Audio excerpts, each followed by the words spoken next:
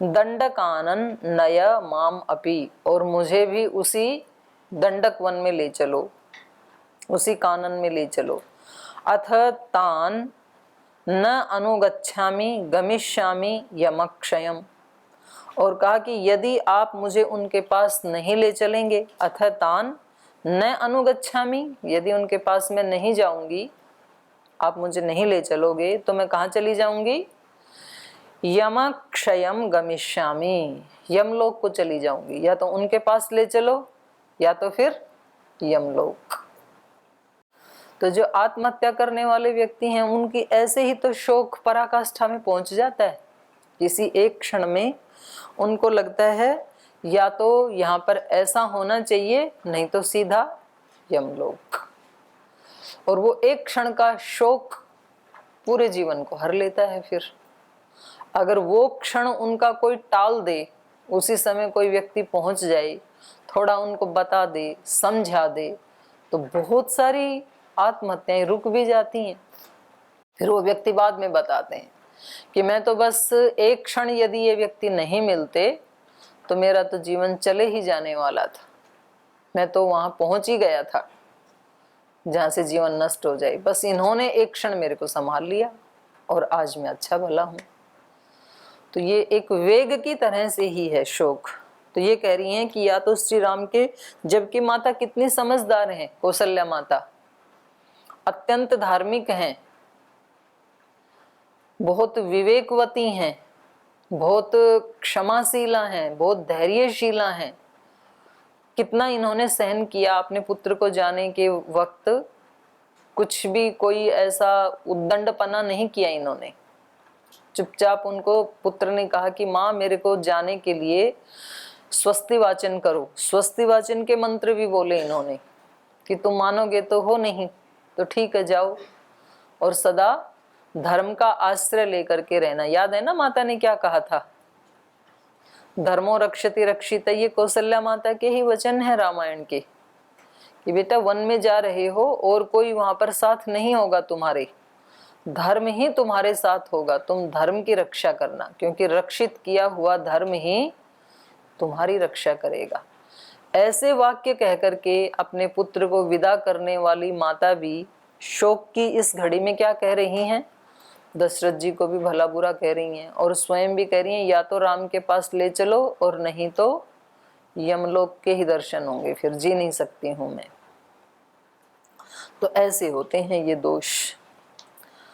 वाष्प वेगोपहतया सवाचा सज्जमानयाः इदम् आश्वासयन् देवीं सोतः प्राञ्जलिरब्रवीत्। तो वाष्प वेग उपहतया, आंसुओं के वेग से उपहत हुई उस कौशल्या माता के द्वारा जो वचन कहे गए, ससज्जमानया, जब ये वचन उन्होंने सुने सुमंत्र जी ने, इदम आश्वासयन देवीं, तो उनको आश्वासन देते हुए, थोड़ा ढांढस बंधाते हुए, सूतः देवीं प्रांजलिरब्रवीत, सुमंत्र ने प्रांजलि हाथ जोड़ करके, अंजलि बांध करके माता कौशल्या को ये वचन कहे। तो बस वो एक दो क्षण का होता है वेग। अगर हम किसी की सहायता करना चाहते हैं, होता क्या है, एक आदमी थोड़ा तैश में बोलता है, अहंकार में बोलता है या धमकी दे करके बोलता है, दूसरा तुरंत उससे संक्रमित होता है, दूसरी तरफ से भी भाषा वही आती है। फिर अगर दूसरा एक क्षण के लिए अपनी स्थिति में ठहर जाए, निजता में, कि भाई इसने तो आपा खो दिया, ये संक्रमित हो गया शोक से, दोष से, द्वेष से, घृणा से, किसी भी चीज से, लेकिन मैं बच सकता हूं इससे, मैं खुद बच सकता हूं और इसकी भी हेल्प कर सकता हूं, और वो व्यक्ति सुमंत्र की तरह से स्टेबल रह सके और हाथ जोड़ करके उसको कुछ कह सके, तो अगले ही क्षण में वो व्यक्ति बदल जाएगा और फिर वो व्यक्ति आपके उसको हमेशा याद रखेगा कि भाई मैं तो ना भूल गया था, मेरे से तो त्रुटि हो जाने वाली थी, आपने बचा लिया मुझे। और इस व्यक्ति की शक्ति बढ़ जाती है जो अपनी निजता में रहा उसके सामने हाथ जोड़ लिया, बैक गियर लगा लिया, शांत रहा उस स्थिति में, इसकी आत्मशक्ति बढ़ जाती है क्योंकि इसने सह लिया ना उसको। तो ये आगे जब जब शोक की अवस्था आएगी तो और आसानी से बच जाएगा, क्योंकि आज बच गया तो थोड़ी उसमें हिम्मत आ जाती है। एक बार कोई व्यक्ति 5-7 फीट का लॉन्ग जंप कर लेता है या हाई जंप कर लेता है तो अगली बार करने में उसको सुविधा हो जाती है फिर। तो यहाँ पर इन्होंने उनको आश्वासन देते हुए, सांत्वना देते हुए हाथ जोड़ करके माता कौशल्या से क्या कहा, न शोच्यास्ते न चात्मान शोच्यो नापि जनाधिपः इदं हि चरितं लोके प्रतिष्ठास्यति शाश्वतम्। समझदारी की बात कह रहे हैं, विवेक की बात कह रहे हैं और हाथ जोड़ करके कह रहे हैं। तो कभी कभी क्या होता है, अच्छी बात भी, इसलिए कहा ना सत्यम ब्रूयात प्रियम ब्रूयात, कह तो रहे हैं हम सत्य ही, लेकिन तरीका यदि प्रिय नहीं है तो फिर वो सत्य बोला हुआ भी कभी कभी किसी व्यक्ति को और ज्यादा उद्विग्न कर देता है, या फिर हमारा भाव उसको संभालने का नहीं है बल्कि उसको चिढ़ाने के लिए हम उपदेश दे रहे हैं, तो वो शब्द काम नहीं करते हैं, वो हमारा भाव जो चिढ़ाने का था वो काम करता है और वो व्यक्ति हमारी अच्छी बात को भी बिल्कुल नहीं सुनता है। तो यहाँ पर ये इनका भाव कैसा है, इनको स्मरण करवाना है कि आप इतने बड़े हैं, इतनी महान माता हैं आप, इतनी आप बुद्धिमती हैं, विवेकवती हैं, तो ये जो श्री राम का वन में जाना है, आपने स्वयं स्वस्ति वाचन करके उनको भेजा है, तो ये शोक करने का विषय नहीं है, गर्व करने का विषय है। जैसे किसी माँ का बेटा सीमा के ऊपर शहीद हो जाए तो माँ तो माँ ही होती है ना, जब उसका शव आता है तो माँ तो शोक करती ही है, और उस समय उसको कोई हाथ जोड़ करके और श्रद्धा के भाव से ये बताए कि माँ तेरा बेटा शोक करने के योग्य नहीं है, गर्व करने के योग्य है, क्योंकि उसने इतने शत्रुओं को मार करके और गोली सीने पे खाई है, पीठ पे नहीं खाई, तो फिर उसका शोक चला जाता है। तो ऐसे ही ये कह रहे हैं, न शोच्यास्ते न च आत्मानः, कह रही हैं उनके बारे में आपको शोक नहीं करना चाहिए। ते न सोचा, राम लक्ष्मण और सीता के लिए आपको शोक नहीं करना चाहिए, क्योंकि मैं उनके पास से आया हूं और वो अपनी निजता में स्थित हैं, वो दुखी नहीं हैं। ते न सोचा न च आत्मानः, और न आपको अपने आप शोक से युक्त होना चाहिए, ना उनके बारे में शोक करना चाहिए, ना अपने बारे में आपको शोक करना चाहिए। और ना भी जनाधिपा सोच, और ना ही थोड़ी सी भी आपको जनाधिप लोगों की चिंता करनी चाहिए, इस लोक के लिए भी चिंता आपको नहीं करनी चाहिए, ना राम लक्ष्मण आदि के लिए शोक करना चाहिए, ना अपने लिए करना चाहिए, और ना लोगों के लिए आपको शोक करना चाहिए। इदम ही चरितम लोके प्रतिष्ठास्यति, क्योंकि ये जो घटनाक्रम हुआ है, इदम ही, ये घटनाक्रम ही लोके शाश्वतम चरितम प्रतिष्ठास्यति, ये घटनाक्रम ही लोक में शाश्वत चरित्र की स्थापना करेगा।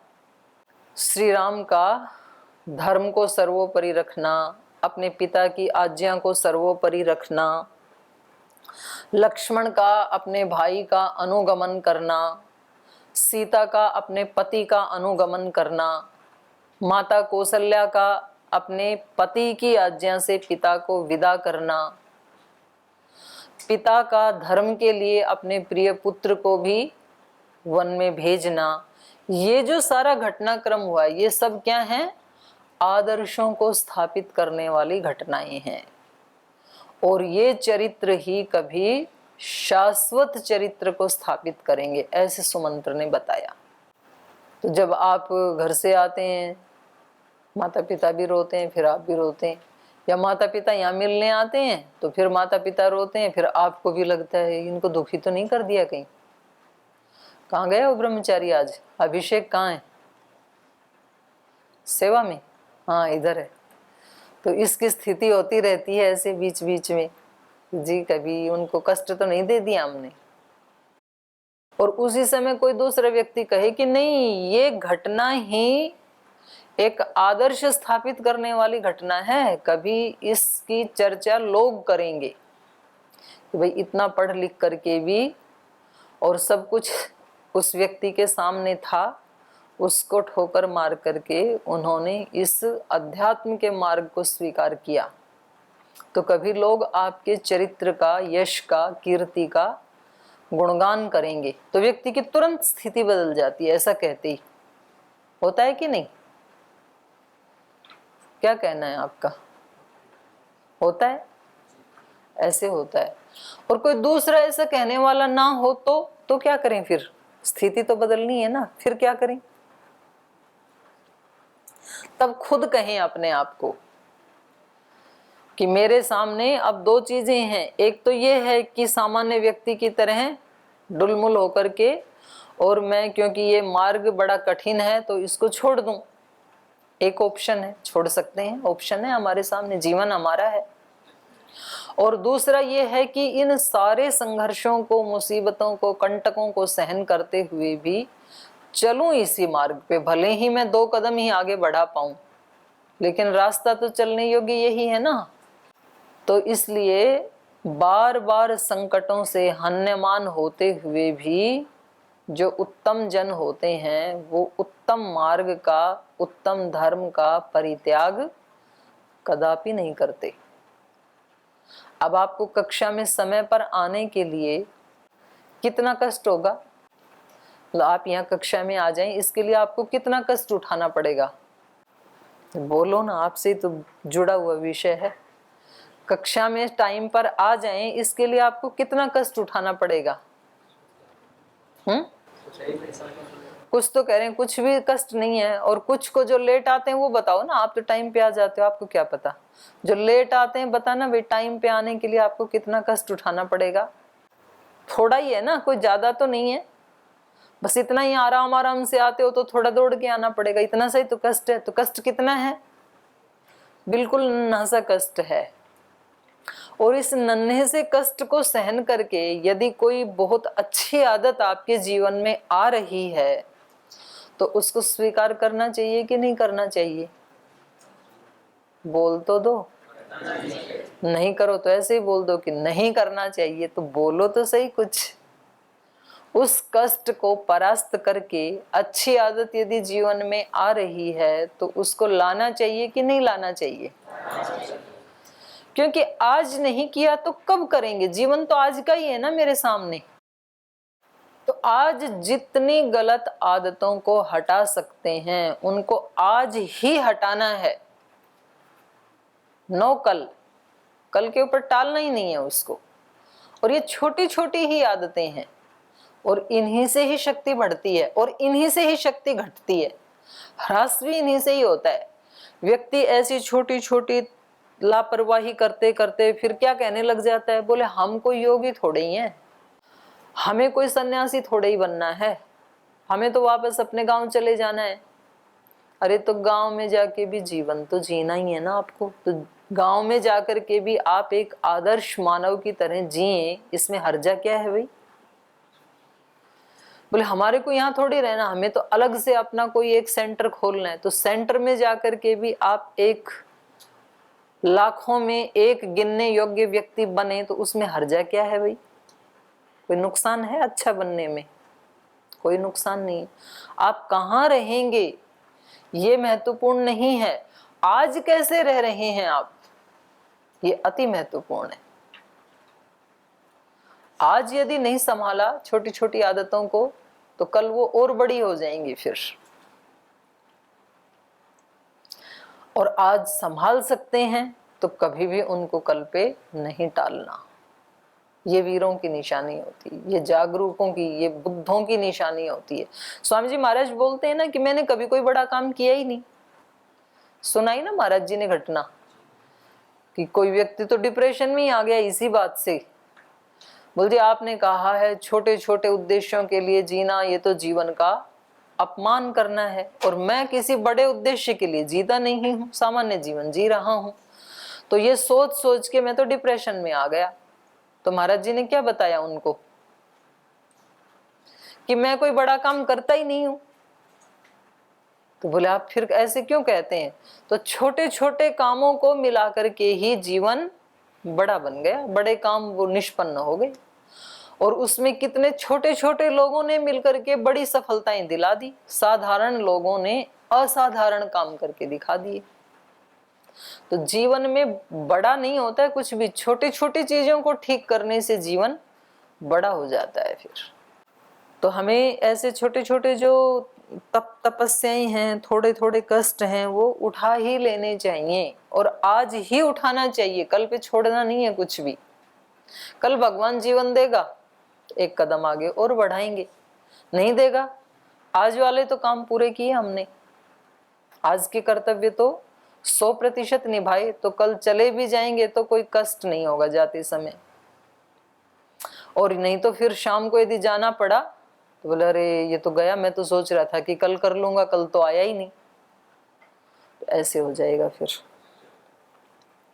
तो यहाँ पर आर्य सुमंत्र ने कहा कि माता ये शोक करने की घड़ी नहीं है, आपको किसी के लिए भी शोक नहीं करना चाहिए, ना अपने लिए, ना राम लक्ष्मण सीता के लिए, ना अयोध्या वासियों के लिए कि इनका क्या होगा, क्योंकि जो कुछ हुआ है वो चरित्र कभी शाश्वतम चरितम लोके प्रतिष्ठास्यति, लोक में शाश्वत चरित्र के आदर्श को स्थापित करेगा ये।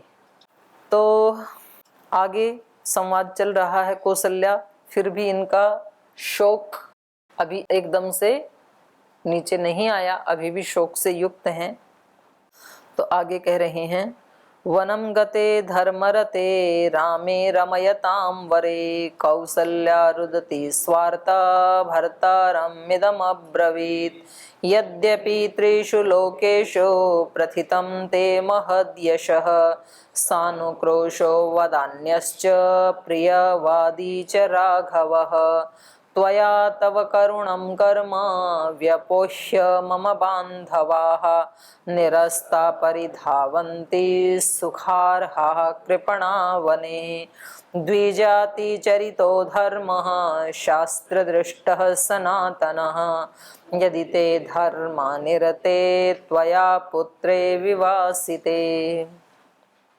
कौशल्या कह रही हैं वनम गते धर्म रते रामे रमयताम वरे कौशल्या रुदती स्वार्था भर्तारम इदम अब्रवीत। रोती हुई आर्त परायण होकर के, दीनता से करुणा से युक्त होकर के माता कौशल्या वनम गते रामे, राम के वन गमन हो जाने पर, धर्म रते रमयताम वरे, क्योंकि राम कैसे हैं ये राम के विशेषण हैं, धर्मरत राम जो सदा धर्म में रत रहते थे, और जो रमयताम वर रमण करने वालों में जो सबसे श्रेष्ठ हैं, ऐसे धार्मिक पुत्र राम के, श्रेष्ठ राम के वन में चले जाने पर कौशल्या रुदती स्वार्था भर्तारम इदम अब्रवीत।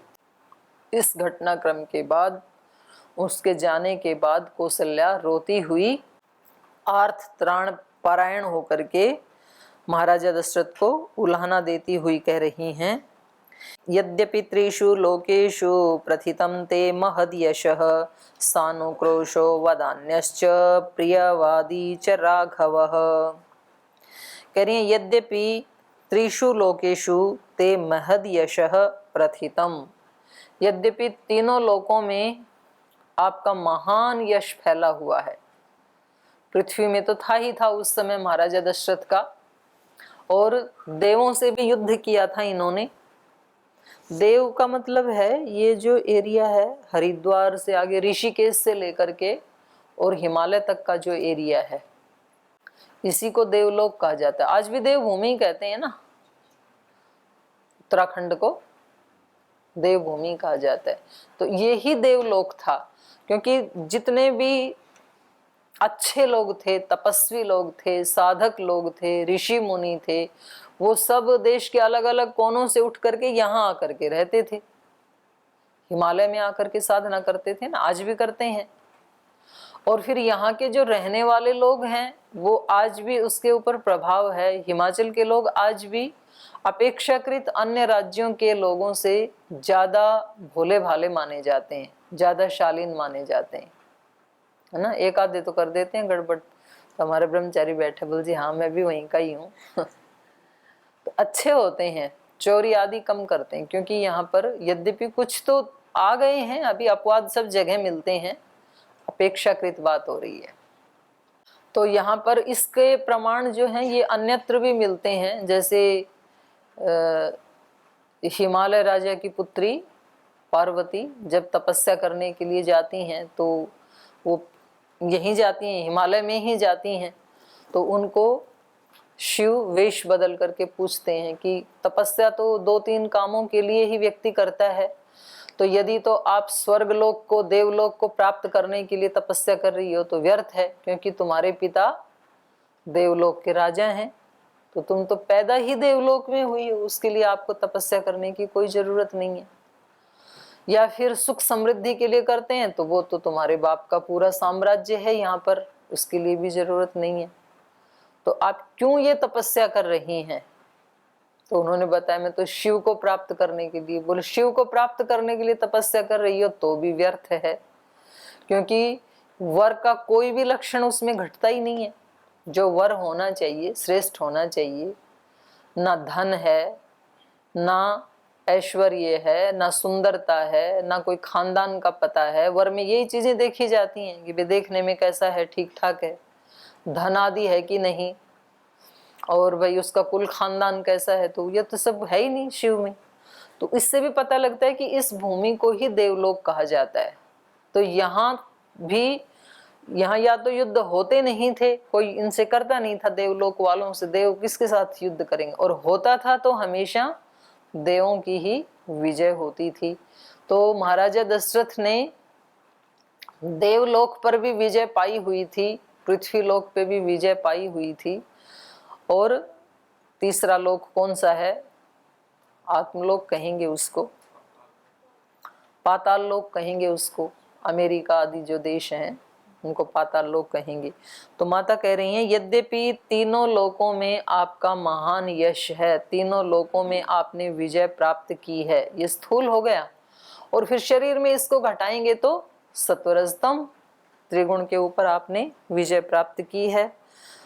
सानुक्रोशो वदान्यश्च प्रियवादी च राघवः, और कह रही हैं कि ये जो आपकी कीर्ति है, दूसरे लोग क्या कह रहे हैं, सानुक्रोश वद अन्यश्च, दूसरे लोग आपको बहुत दयालु मानते हैं, और प्रियवादी च, और बहुत आपको प्रियवादी भी मानते हैं। तो औरों के लिए तो आप बड़े दयालु हैं, उदार हैं, प्रियवादी हैं, लेकिन त्वया तु अकरुणम कर्म व्यपोह्य मम बांधवा, लेकिन मेरे बंधुओं के लिए, बांधव मतलब जो अपने प्रियजन हैं उन्हीं को ही बंधु बांधव कहते हैं। तो राम लक्ष्मण सीता के प्रति मम बांधवा त्वया तु अकरुणम कर्म व्यपोह्य, लेकिन मेरे बांधवों के लिए आपने कोई करुणा नहीं दिखाई, बिल्कुल अकरुणा का कार्य कर डाला आपने। दूसरे लोग तो आपको बड़ा उदार, करुणावादी, बहुत यशस्वी बोलते हैं, लेकिन मेरी संतानों के प्रति आपने करुणा नहीं दिखाई, ऐसे उपालंब दिया। निरस्ताः परिधावन्ति सुखारहा कृपणा वने, उनको निरस्ताः, उनको आपने निकाल दिया है, निरस्त कर दिया। सुखारहा, जो सुख के योग्य थे, वो कृपणा वने परिधावन्ति, वो दीनहीन अवस्था में वनों में मारे मारे फिर रहे हैं। जिनको राजमहलों में रहना चाहिए था मेरी संतानों को, वो आज कृपणा, दीनहीन अवस्था में, कृपण का एक अर्थ तो कंजूस होता है और दूसरा अर्थ होता है दीनहीन। जो व्यक्ति आध्यात्मिक नहीं होते हैं वो बहुत सारा धन होने के बावजूद भी कृपण ही होते हैं। कृपण मतलब दीनहीन। तो कह रही है कि जो मेरी संतानें हैं वो आज दीनहीन अवस्था में वनों में परिधावंती घूम रही हैं, तो ये आपने मेरे बांधवों के लिए, मेरे बच्चों के लिए करुणा का कार्य नहीं किया।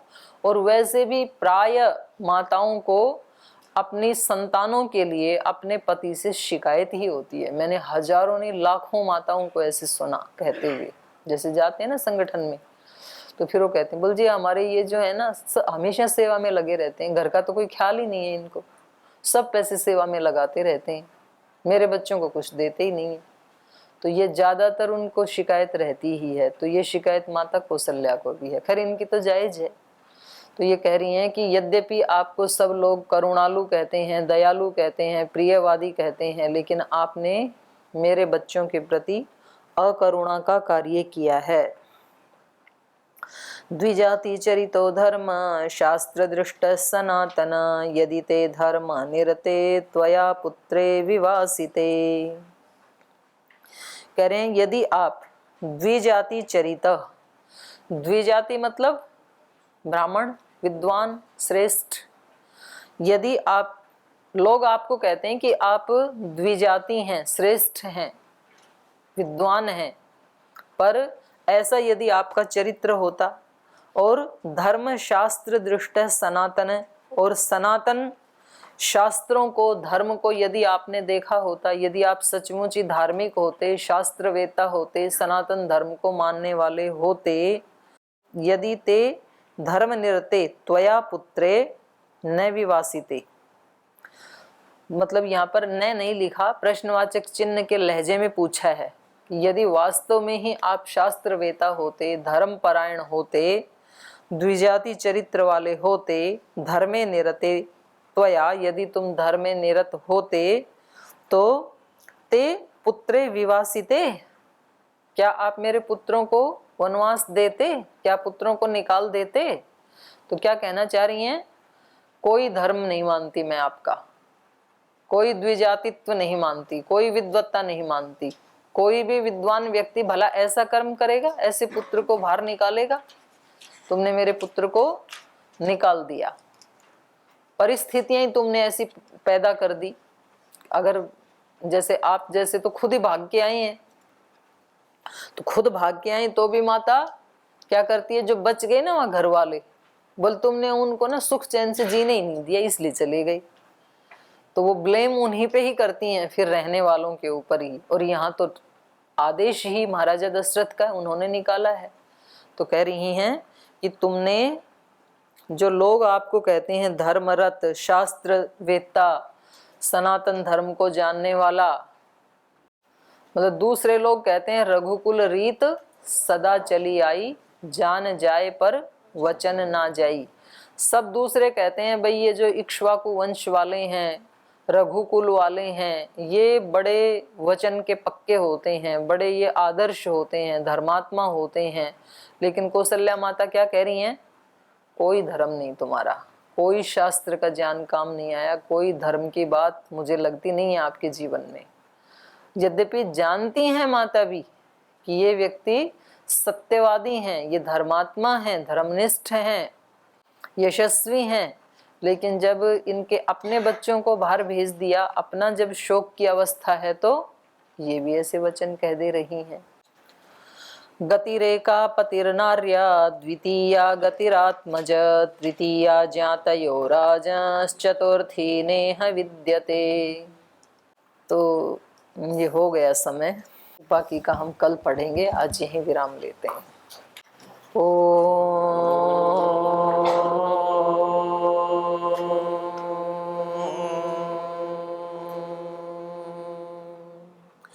शांति शांति शांति। श्री गुरुभ्यो नमः।